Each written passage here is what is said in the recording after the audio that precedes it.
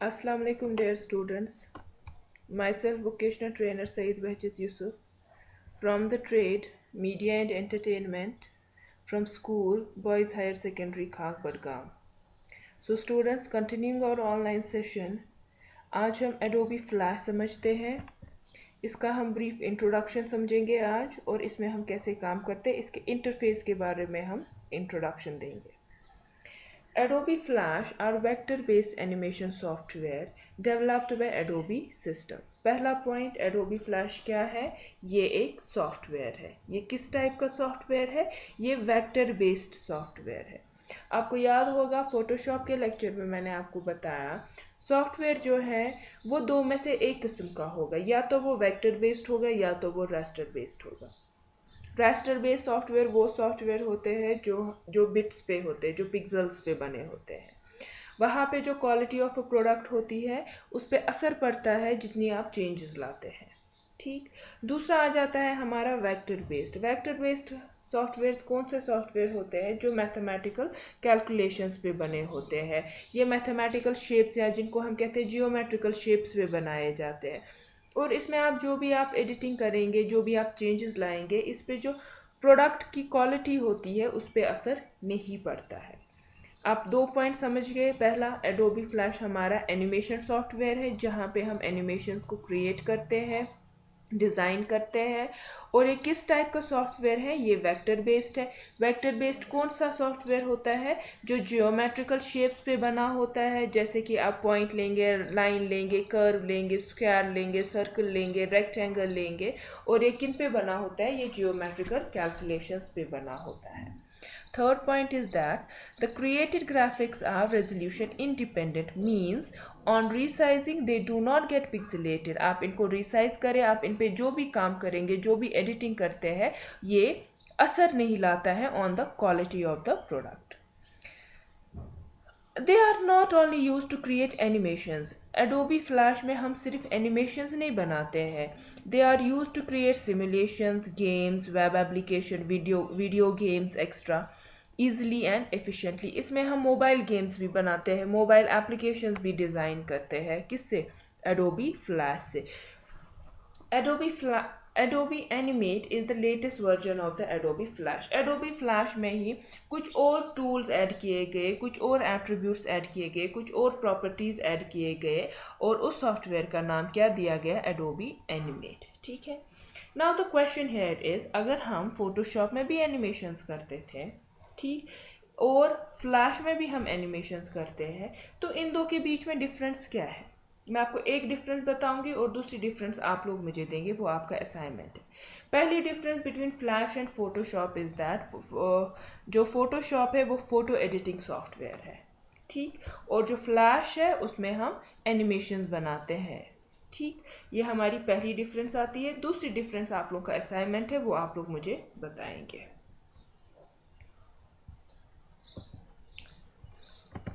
Okay, now this is the overview of interface of flash. देखिए, ये जो ऊपर वाला हमारा ये लाइन आता है, ये बार आता है, इस बार को टाइटल बार कहा जाता है। इसमें हमारा फाइल ऑप्शन आता है, एडिट आता है, व्यू आता है, insert, modify, text, command, control, debug, window and help. ये हमारा टाइटल बार आता है।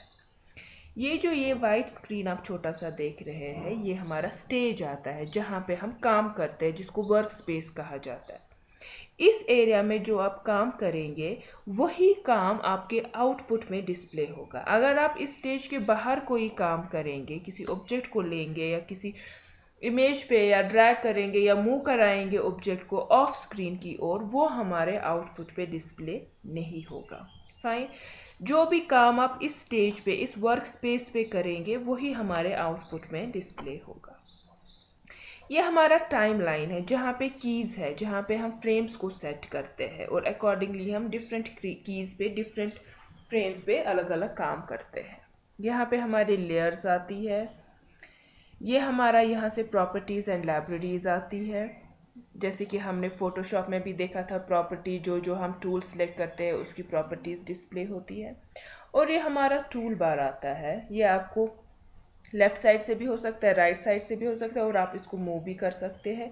ये डिफरेंट टूल्स हैं, और आप देखेंगे इसमें बहुत सारे ऐसे टूल्स हैं जो फोटोशॉप में भी थे, उन पे हम यहाँ पे दोबारा से काम करेंगे। जैसे कि टेक्स्ट टूल आता है, ब्रश आता है, पेंट आता है, ये सारा लासो टूल आता है, सिलेक्शन आता है, मूव आता है, ये सारे हम इधर वन बाय वन प्रैक्टिकल्स में देखेंगे। Okay, now the first point is stage. Stage क्या होता है?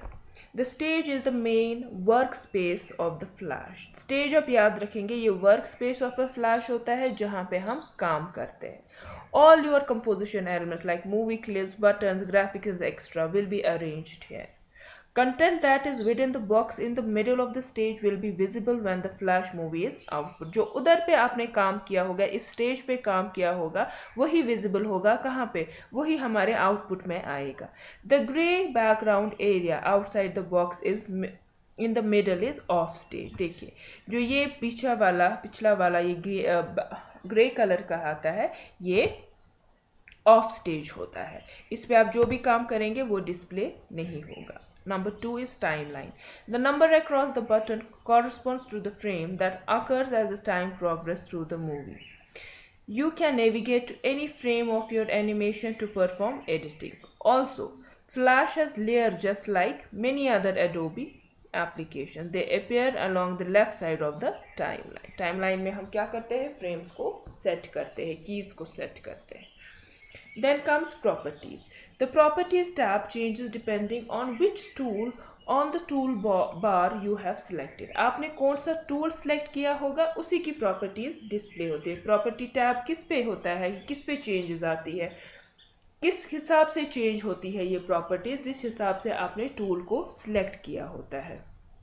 Each object or the tool has its own properties which can be adjusted in this tab. हर एक टूल के अपने अपने अलग properties होती हैं। Then comes library. The library tab will be your best friend in the Flash. It holds all the symbol objects of each Flash file. सारे symbols इसमें होते हैं, and you can organize your library like you did in your Windows या Mac directory में जैसे हमने organise करते हैं, वैसे हम यहाँ पे भी ऑर्गेनाइज करते हैं। दैट इज हम क्रिएट नया फोल्डर कर सकते हैं for different types of elements और next one symbol in another. Okay, then we are having an important point, that is what is drawing and what is symbol. ठीक है, there are two primary types in Flash. One is drawing and another is symbol. पहले हम drawing देखते हैं।